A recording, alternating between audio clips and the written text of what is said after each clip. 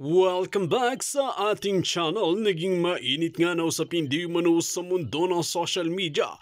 Tila hindi na nga nakapagpigil si Senador Amy Marcos at talagang binatikos na rin ang mga kapalpakan na ginagawa ng kanyang kuya na si President Bongbong Marcos. Dito nga natin makikita mga kaibigan na talagang hindi na rin talaga matiis ang ginagawa ng administrasyon na ito, lalong-lalo na di umano Lisa Smugs na nagpapahirap sa bansang Pilipinas na hindi naman talaga ito ang binoto ng taong bayan kundi si President Bongbong Marcos.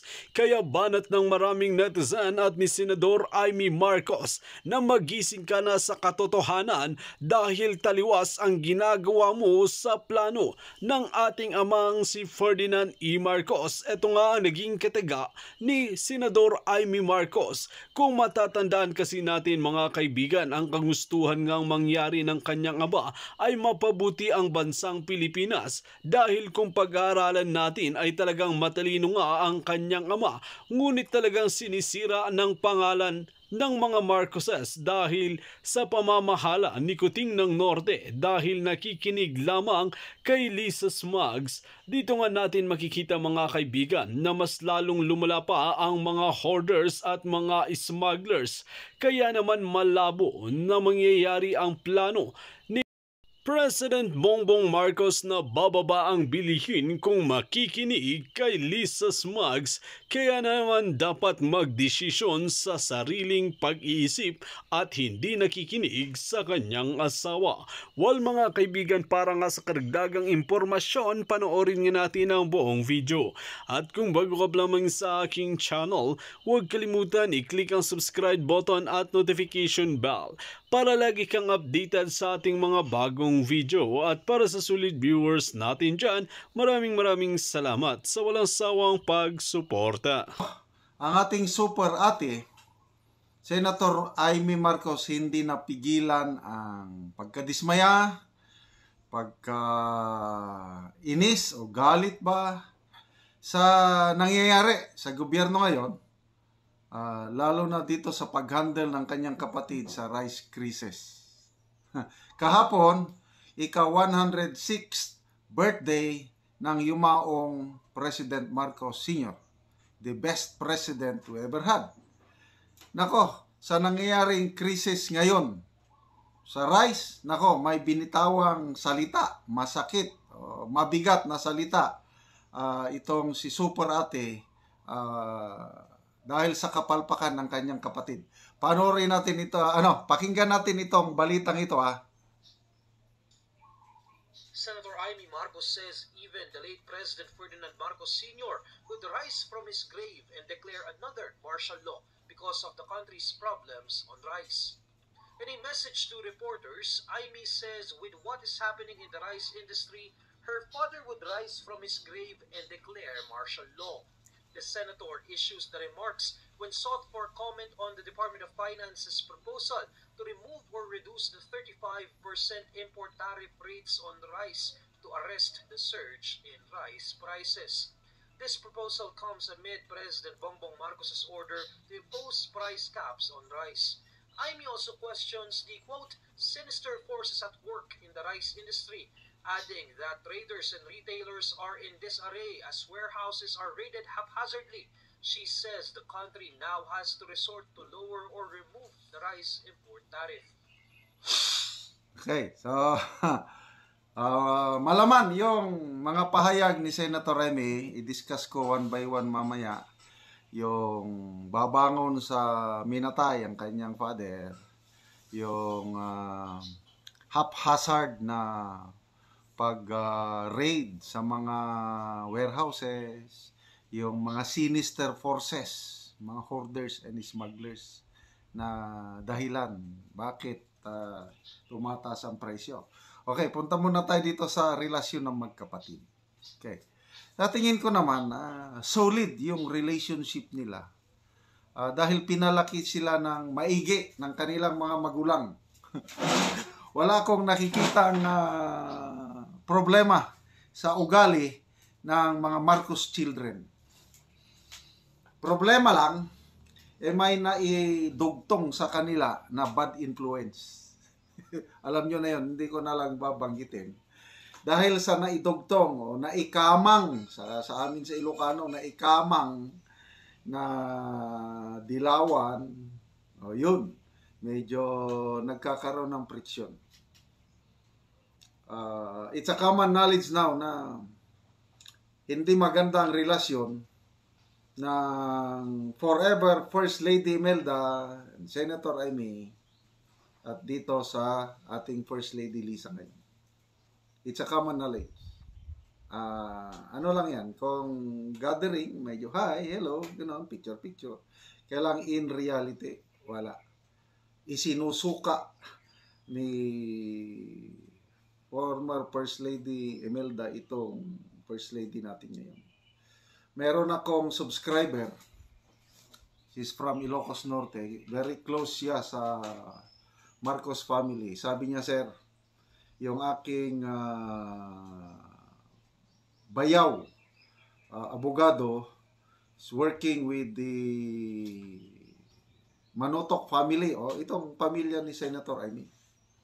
Nako, talagang galit na galit ang mga pinsan. Ibig sabihin, yung mga anak ni Senator Amy, galit na galit sa mga pinsan nila dito sa Romualdez, hindi maganda ang relasyon ng magpipinsan dahil sa influence ng isang babae. So, makita nyo yung pag-upo pa lang ni PBBM, malala ko, mayroong isang importanteng bill pasado na sa Kongreso for signature na lang ng Pangulo. Nako, bineto ni President Bongbong. Ang main author doon, si Senator Amy. Ano yun? Yung may gagawing sa Bulacan. Anong tawag doon? Economic Development Zone. Yung gagawing airport, something like that. Nako, doon, nag-class kaagad sila ng paninindigan, perspective. So, walang magawa ang super ate kasi presidente yung bongit, ang kanyang ading, nabeto. Napahiya si Senator Amy. Gano'n lang yun. Ano pa, yung class of nila, itong RCEP, Rice Competitiveness Enhancement Program, RCEP. Dinibati yan sa Kongreso. Ayaw ni Senator Amy dahil sabi niya kawawang mga farmers. Kaya lang, isinulong ng economic team ng PBBM admin natuloy. So, magkaiba na naman sila ng pananaw sa Rice Competitiveness Enhancement Program or Fund. At ito na nga, nangyayari, kawawang mga farmers. Ano pa yung mga pinagkanuan nila? Yung issue noon sa Afghanistan refugees. Na hindi natin alam, yung pala may backdoor o secret talks na tatanggapin natin dito ang mga Afghan, actually hindi refugees workers, mga Afghan nationals na workers ng US government na nahirapan ng US kaya gusto nilang ipasa sa atin. Mabuti na lang meron tayong Senator Amy na nagbulgar, yun, hindi natuloy. So, marami pang issue na magkasumpaki sila So, dito na naman, itong rice crisis, grabe. Happy birthday in heaven. The greatest president we ever had, Ferdinand Marcos Sr. 106 birthday niya, September 11 kahapon. Kaya nga, nung tinanong siya ng media, comment niya tungkol sa problema sa krisis sa bigas. Sabi niya, kung buhay pa ang aming tatay, he will rise from the dead and declare martial law dahil sa kaguluhan sa bigas. What does that mean? Malala ang problema. Kasi parang yung dating kay Senator Amy, parang joke, analogy or but mabigat yun. Ibig sabihin, may kapalpakan itong kapatid niya. Yung pag-handle niya ito sa bigas. lumalabas, ayaw ni Senator Amy yung price ceiling ng bigas. Ayaw niya. So, maraming umaayaw. Kaya yung Undersecretary ng Finance, bago pa niya i-post, nabasa ko kanina si Yosek Magno, bago niya i-post yun, alam niya na yung mangyayari sa kanya na patatalsikin siya. But nevertheless, ipinost pa rin niya yung graph ng law of supply and demand. Kaya sabi niya, I don't have any regrets. Kasi nakikita ko yung maling ginagawa ng gobyerno. So be it.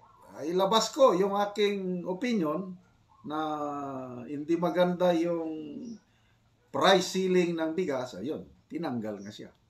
No problem. Professor man siya sa UP School of Economics. Hindi siya nawala ng trabaho. Okay? So, ano ito? Band-aid solution itong ginagawa ng ating presidente na price ceiling. Kasi, hindi nila maagapan talaga ang smuggling and hoarding, which comes to the next point of Senator Amy, na there are manipulators, there are mga sakim na mga negosyante na nag-hoard, ng bigas. Tapos, nabanggit pa niya yung haphazard, sarsuela, pakitang tao na pag-raid ng mga warehouse. Although, hindi niya pinangalanan, I believe, ang tinutukoy niya, si Speaker Martin Romualdez, na nag-raid ng 3 warehouses sa Bulacan. Kailang, dahil sa expose ni Marlica, yung ipinablis na pangalan ng mga warehouses, Gold Rush, GG Rice Mill, ano pa yung isa. Nung i-check up doon sa list of licensed warehouses, listahan ng Bureau of Plant Industry, wala doon.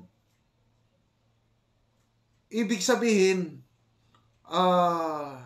it's either totoong kolorom o either smuggled yun or palabas lang ni Speaker Romualdez. Kaya ang mga rumors among the media men covering Congress, kay Speaker Romualdez daw yun. Pinaraid ang sarili niyang warehouse. Para, anong purpose? Para mag-look good siya, nga kunuhay, siya ang bida na nakahuli ng, ilan yun, 220,000 sacks of rice worth $500 million pesos. Anong pakialam ng isang Speaker of the House mag-grade, mag-inspect ng mga warehouse? Trabaho ba yan ng Speaker of the House? Kalukuhan yun. Papugi, pa-impress, pabango sa mga tao, kailang booking. So, yun, ang sinasabi ni Senator Amy, na meron talagang mga galamay ng mga smugglers na hindi makaya ng gobyerno. Bakit hindi makaya ng gobyerno? Ang DA Secretary, Presidente. Ang punot dulo ng smuggling hoarding, Department of Agriculture. Ang Secretary, Presidente. Ibig sabihin, inutil itong ating Department of Agriculture Secretary. Kaya, hindi natin masisi ang kanyang super ate na ganyan, batikusin siya. Sige, Manang Amy, ituloy nyo yung ginagawa nyo. Suportado namin kayo para sa kapakanan ng taong bayan. Laki po ang confidential intelligence funds ng Office of the President. Tumataginting 9.2 billion. Samantala, ang mga ehensya na talagang related sa trabaho nila ang kumalap ng impormasyon para magawa nila yung mandato nila, napakaliit ang kanilang intel or confidential funds. Tapos itong isang ahensya na humihingi ng maliit, dinis-approve pa. Anong klaseng gobyerno tayo ngayon? Okay, yung Philippine Coast Guard natin nasa front lines sa pagdepensa ng ating teritoryo sa West Philippine Sea. binobomba ng tubig, linilaser ng mga Chinese Coast Guard, peligro ang buhay nila palagi. 10 million lang ang kanilang intelligence confidential funds. Sinsilyo ng 9.2 billion. So, I don't know kung anong priority nitong gobyerno na ito. Okay, ito, nalaman ko sa isang news sa Philippine Star ba ito? Yeah, Philippine Star. Grabe. Ang Department of Migrant Workers humihingi ng 10 million confidential funds. Alam niyo yung ginawa ng administrasyong ito, PBBM admin o Department of Budget and Management, disapprove. Hindi daw kailangan. Okay, pag-usapan natin. Kailangan o hindi? Ano sa tingin nyo? Di ba napakaraming OFWs na bibiktima ng mga illegal recruitment? Scammers, mga walang kaluluwa na recruitment agencies. Di ba kailangan na ang Department of Migrant Workers meron silang pundo para mamanmanan, mamonitor, mahuli ang mga nambibiktima sa mga OFWs. Kaya mabuti pa itong si Senator Raffy Tulfo sa budget hearing, suportado niya ang DMW na magkaroon ng confidential funds. 10 million lang hinihingi. Sabi ni Senator Tulfo, kahit 25 million pwede. Kasi itong si Senator Tulfo, siya po ang chairman ng Committee on Migrant Workers sa Senado. Kaya saludo ako sa senador ito. Talagang nakikita niya yung pangangailangan. Then, dalawa pang senador, Senator Pimentel and Senator Joel Villanueva, okay rin sila sa pagbibigay ng confidential funds sa DMW, provided, may kondisyon, mayroong bureau, Migrant Workers Protection Bureau under ng DMW, dapat magpakitang gilas muna. Sample ba? Kaya kung gagawin nila, ang trabaho nila, itong bureau na ito, Migrant Workers Protection, pwede mabigyan. Yun. So, mga senador, suportado nila. Kaya lang, nagtataka ko bakit ang Department of Budget and Management dinis-approve kaagad. Ano? May nag-uutos ba na huwag na yan? Sayang yung 10 million. Ibigay nyo na lang sa amin dito sa Office of the President. Parang ganun ang nakikita ko. I'm sorry ha. Opinion ko lang yun. Hindi ko maintindihan yung rason ng Department of Budget and Management, bakit dinis-approve niya yung napakaliit na pundo, 10 million lang para sa intelligence confidential funds ng DMW. Sana magawan pa ito ng paraan. I don't know, hindi pa naman, deliberation pa naman lang mga budget. Sana maisingit nila na pagbigyan yung 10 million confidential funds na ano. Punta tayo sa DepEd. Bakit nagkaroon ng confidential funds? Kailangan ba? To me, yes. Kasi ang mga nire-recruit ng mga komunista na sasama sa makakaliwang grupo nangyayari sa mga paaralan. I am a living witness tungkol nito nung nasa serbisyo pa ko. Ang daming mga estudyante nire-recruit makakaliwa. Elementary pa lang, nandyan na yung brainwashing, indoctrination. Kaya pagdating sa high school o college, wala. Ang bata, imbes na mag-aral, wala na. Pumunta na sa bundok para labanan ng ating gobyerno. Kaya, to me, kailangan ng DepEd ng Intelligence Confidential Funds para maproteksyonan ang ating mga kabataan para hindi madala, ma-recruit ng makakaliwang grupo.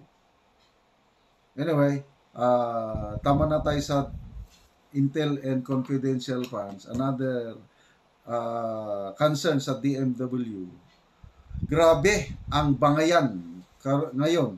Grabe ang labanan, yung power play para ang mga sakim sa kapangyarihan, sila ang ma-appoint na permanent na secretary ng DMW. Kasi officer in charge lang ang inalagay ng ating Pangulo, si Yusek Hans Leo Kakdak. Ang daming naglalabanan. According to Senator Tulfo, nalaman yan sa budget hearing pa rin.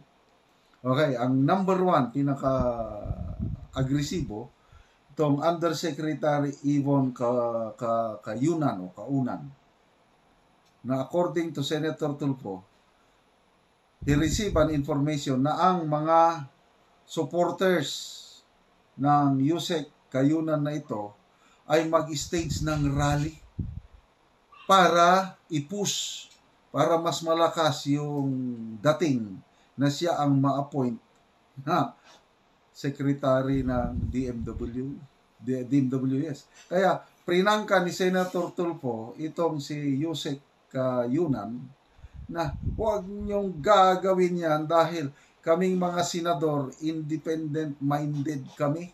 Kasi kahit i-appoint siya ng Pangulo, pagdating sa Commission on Appointments, mahirapan pa rin. Kaya never, huwag niyong gagawin yan. Pwede kayong mag-rally sa Office of the President. Kasi, ang Presidente, i-appoint niya, ikaw, sabi niya tang Yusek. But never kayo mag-rally sa Senate dahil hindi nyo kami kayang influensyahan. Ganon. Grabe. So, sino-sino pa yung mga gumagalaw, power play para makuha ang posisyong ito. Una, Silvestre Bello, dating Dole Secretary panahon ni Tatay Digong. Ngayon, siya yung chairman ng MECO, Manila Economic Cultural Office, yung parang embassy natin sa Taiwan. Sino ba? Abdullah Mamao. Siya ang former interim na DMW Secretary nung na-create ang ahensyang ito. Arnel Ignacio, yung hepe ngayon ng Office of Overseas Workers Welfare Administration. May Dinzon, former OWA chief. Ano pa? Yusek Bernard Ulalia ng DMW din. Antoinette Velasco Alones, Yusek din. Kailang ito, mayroong isang maganda na sana itong ma-appoint permanently. Estel Ople. Estela. Anak po, daughter ni late Secretary Susan Ople. Ano sa tingin nyo? Like mother, like daughter kaya? Sana ito ang permanent na ma-appoint. Huwag lang yung iba pa, yung mga ganit sa kapangyarihan. Kasi Ople, public servant, runs in the blood. Mula sa lolo, sa nanay at itong daughter. Sana siya, Estel Ople. Pasensya na kayo, medyo nagluloko ang aking camera.